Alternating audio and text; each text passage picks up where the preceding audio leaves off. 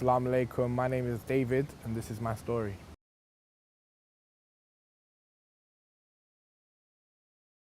I grew up in Chelsea.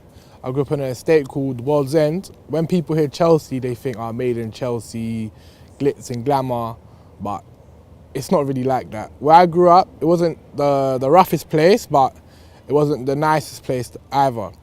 But because of who my family are, I was nice. So I've got 5 sisters. The bad thing about that is I've only met 3 of them. I'm a twin, so I've got twin sister, I've got younger sister, 2 younger sisters, and I've got 2 older sisters. Alhamdulillah, it's all good. And I grew up on World's End most of my life. Went to school, went to a Catholic school. I wasn't a bad child, but I wasn't a good child. This is a normal child, just in between. So school was alright. So I came up through nursery, then came up through like reception, just went through like the whole thing. I had friends and that, was calm, never got into any serious trouble. Ended up going to a private secondary school because I didn't get into any schools, but alhamdulillah, everything worked out. Then it was about year 8. My mum told me that, oh David, we're not staying at the school no more, we have to leave. And I think this was a time where my sister got into quite some serious trouble in school. And it was a small school in Clapham Junction. And when we found out that we had to leave, not because we got kicked out, because my mum said we have to leave, like it was a very distressing time. Because like our new school, we've made friends there, didn't really want to move. So it was just high emotions and everything. But alhamdulillah, I went to a new school in Southfields, and so I'm not gonna lie, I was a bit nervous because new school, new people, it's like 5 times as big. And I didn't know how to react. But as soon as I got there, it was calm, like made friends.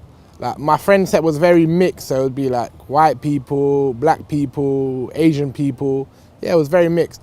But when I went to the school, like for something that baffled me was that I found that a lot of the people was very segregated. So it's like you have the whites on one side, the blacks on one side, and the Asians on the other side. And it was like they was all scared of each other. And for me, that was strange, because I'm a person like, I'll talk to anyone, I don't mind, I fully don't mind talking to anyone. So then when I see these people scared of each other, really confused. But I came into the school, friends of everyone, was fine. Yeah, the only bad thing about moving school was like just the distraction of everything. Like, when I finished school, I actually got kicked out of school, which is bad, but not because I was bad, not because I was good, just for stupidness, which then led me to like failing my GCSEs and stuff. But alhamdulillah, there was another option for me. So, because I was always active as a young person, so I was always involved in like programs and stuff. So I came up through something called a youth forum. So I represent young people within my borough. And one of my mentors, Safe Brer, he said to me, "Oh, David, do you wanna go to Spain, like on an exchange?" I was like, "All right, cool, I don't mind." And so then ended up doing the exchange, going to Spain. Alhamdulillah, it was a great time. Learned a lot, brushed up on my Spanish and stuff. And I think it was from that point where like I really started to find myself and the person who I was. So like I actually stayed on the youth forum and worked my way up through the ranks. So young person, volunteer, then became a worker. So I was doing an apprenticeship, a youth work apprenticeship up in Ladbroke Grove. Alhamdulillah, it was good because I knew the people I was working with, because I worked my way up. But stuff got a little bit sticky there, in the sense where like I had a little madness that almost within 2 weeks could have got me fired. But alhamdulillah, we got it sorted. But I think that was a period of time in my life where I was a bit, not insecure, but like I was a bit lost. I ended up getting suspended from work for 2 weeks. Didn't really know what I was doing and stuff. But yeah, I came back to work headstrong and then progressed to my level 3. And the only thing with that is my level 3, when it finished, I was so lost because I had spent so much time working my way up. And I'm thinking, like everything has to end eventually, but that wasn't my mindset. My mindset was I'm going to stay here for a very long time. And then when it finally came to an end, I was confused. I think that was the most distressing point in my life, where like I didn't know what I was doing, where I was gonna go, what was my next step. But prior to that, one of my managers said to me, David, are you interested in doing the Cant America program? Because I've done a lot of international youth work, a lot of traveling.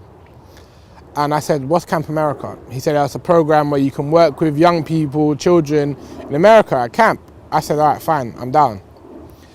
Went for open day in Kensington Town Hall. They hooked us up with a camp, but I didn't like the camp. I wasn't really feeling the vibe and stuff.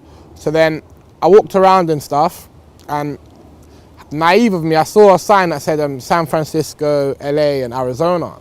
Then the woman said to me, where do you want to go? I said, San Francisco. She introduced me to a man who was a camp director of the camp that I went to. And yeah, straight off the back, we hit it off. But this was a Christian camp. So I actually come from a very religious background. So my mum is a very Catholic orientated, whole family is very, very Catholic orientated. So where my mum grew up is a place called Swaziland. So it's a little place in South Africa. And they're very, very heavily involved in church, and I was a big churchgoer when I was growing up. And especially in Africa, you see all kinds of stuff. I've seen it all. But my dad, on the other hand, like, as I've grown up, I've come to learn just through the stories that the people tell me, through family, through people in World's End. My dad, he was a very bold character, but not for good reasons. And eventually start to learn that because he's from Brazil, he used to travel back and forth, but he's very heavily involved in like dark magic and all that kind of stuff. So that was very distressing, which then leads me back to Cant America. When I went to Cant America, I wasn't gonna go because I was thinking, like let me just stay here, let me get a job and do everything. That was a time I was very, very like depressed in my life. Only a few people knew. If you didn't know me, then you probably wouldn't tell. Then one of my friends advised me, that David, if you don't go, you'll regret it for the rest of your life. Alhamdulillah, I went. I left with £8 in my pocket, and I went to California. I was there for 2.5 months, and I think that was a time that really saved me in my life, because I think that's where, because it was a religious camp, it's very easy to just be involved and stuff, and all the people around me we're coming from the same background. So then, yeah, done that, came back happy, went to uni and stuff, alhamdulillah. It was all good. Then after I sort of fell off, then I went back again, just for fun. And I think when I went back, I had such a crazy summer. Like then when I came back, I was back to uni and stuff, but that wasn't really my plan. So then, as soon as I touched back, I actually was just chilling in my estate, talking to someone. Next thing you know, I'm there for like an hour and a half, people are passing me by and stuff. But little did I know that was the moment that would potentially change my life for the better and bring me to where I am today. So I have a brother called Ahmed who was walking by, he seen me. He says, yo David, what's going on and stuff. I was catching up and stuff. He's telling me he's doing a business. And then with this business, he's just showing me around and stuff. And then from him introducing me to the business, I joined in the business. And then I think this is the point where I became really like exposed to Islam and Islamic culture and stuff. So from this point, I was seeing. So how it happened was we was actually supposed to go to Germany for a business trip. So I said, okay, we go to the point where the coaches are supposed to pick us up, and then because I had knowledge of Islam, but not so much. Like I was never really around like Arabs and stuff. So when I get to the coach, literally all I saw was beards and people. I literally didn't know what to think. But I got on the coach, and then it was fine. We're just talking to everyone and stuff, realizing they're normal people. It's fine. I think that was the point where I was really heavily exposed to Islam, and over time, I eventually started to hang around with these people. They became my brothers, alhamdulillah. And then they knew I was Christian. We would always have arguments about religion, in a sense where Christianity's the right way, no, Islam's the right way, how can you worship Jesus and stuff like that. And because I grew up in a Christian household, Catholic household, my knowledge on Christianity was very, very strong. So we would just be debating. It could be like 2 a.m. in the gym or anywhere, we'd just be having debates. So after training, went to my friend's house, constantly having arguments and debates about religion and stuff. And then they decided to put on the Quran. Alhamdulillah, it was very beautiful because that was the first time I actually heard Quran being recited. And I think one of the first things I asked was I said, why are they singing? Then they was like, they're not singing, that's how they recite the Quran. And I was like, okay, this is very, very early on. And eventually they started playing videos and talks and stuff. And just explaining to me what Islam means, the purpose of it, and just more about the culture and stuff, and exposing me to it a lot. And I think this time it was approaching Ramadan. And my knowledge about Ramadan was that you fasted and prayed. So I said, okay, because I'm with these people so much, I'm basically with them on a 24/7 basis, the argument stopped and I actually started to listen more. And I actually fasted with them for Ramadan. Alhamdulillah, it was a great experience, even though I wasn't a Muslim. And I think there was one thing that happened during Ramadan that I remember very explicitly. We was in Westfield, and I think it was time to pray. I think it was afternoon prayer, and we went to the mosque. So I went to the mosque with them, and because I didn't pray, I didn't know what to do. I had to take my shoes off and stuff. It was my first time in a mosque. It was all very new to me, and I sat down with them and I watched them pray. And I don't know, something fell over me. It was a very humbling experience just watching them pray and stuff. I think it was the unity, just seeing them pray and stuff. It was very beautiful for me. It was like brotherhood in a sense.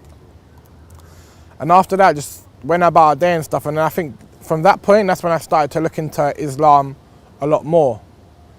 And then after watching loads of videos and just looking into it a lot more, then I think that's when I started to understand Islam and have a better appreciation for it. But there was one thing that was stopping me from becoming a Muslim. I think it was the pressure of people trying to force me, not force me, but pressure of becoming a Muslim, and just the outside world, how people would perceive me, because I've come from a Christian background and stuff. I think it was fear of being judged. And then I remember one day I was on a trip, because I work in a youth club. I was on a trip and I got a Skype call from my dad. My dad lives in Brazil now. Whatever he does, that's what he does. And he Skyped me and we was talking and stuff. And then he said, David, I heard you're a Muslim now. I think so, I had a beard. I said to him, I'm not Muslim, who told you that? And we were just talking about it and stuff. And I think that was another thing as well that really played in my head. I was like, people think I'm a Muslim already. It's like, how's that gonna look? I was sort of scared.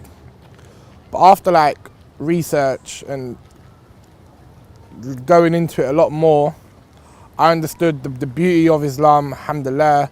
I understood the simplicity of it and what it actually stands for. And then one of my friends, he's very, very, he's got a lot of knowledge. And I was very interested because my friends only had so much knowledge. So we decided to do something called Islamic studies. We did it in my friend's house, and every Sunday he'll come down, he'll talk. So we'll talk about the 5 pillars of Islam, and we'll just go through that. And I think it was after the second lesson, I said, I went to my friend's house and I said, I'm ready to become a Muslim. They was all shocked. Everyone was screaming, making calls, and then that's when we arranged to do my shahada. Then I think at that point I wasn't nervous. I didn't feel pressure at all, because I think that was the time where I knew it was right for me, and that's the time where I wanted to do it. Took my shahada, alhamdulillah, and then I just felt peace. So since becoming a Muslim, my life has changed in a very crazy way, in a positive way, because the moment I took my shahada, it was I felt happy, I felt positive. It's like, I don't know how to describe it. It's like, you know, when you feel lost, then finally, like, you found your calling all along. And Islam's like, it's really made me a more positive person. It's made me a more proactive person, alhamdulillah. And yeah, like I look at things in a completely different way. It's like I'm someone who can come across very judgmental some ways, but Islam has really humbled me in a sense where I won't look at someone and just form an opinion, because it's not right, you know? Like Islam has taught me peace, it's taught me tranquility, and like just the fact that we pray 5 times a day, like it's for me, that's something I would never understand before, because in the church you can just pray wherever, but the notions of prayer and everything, like that's something that I find so beautiful. Islam has really given me a new outlook on life, where I was so lost before. And I just, alhamdulillah, all the people that are around me, like it's really shown me how to appreciate them more, because even before, when I wasn't a Muslim, like they was really there for me. They was really trying to guide me and stuff towards Islam. So for like my advice for like anyone who's looking into Islam or just doesn't really know anything, I'd say just read the Quran. You know, like all your questions, do research. The Quran is there to help you. It's the perfect book. And yeah, just ask questions, seek knowledge, do research, exactly the same way I did. Then inshallah, you'll find truth and you'll find what you're looking for. I just want to thank Roadside to Islam for allowing me the opportunity to share my story. Assalamu alaikum.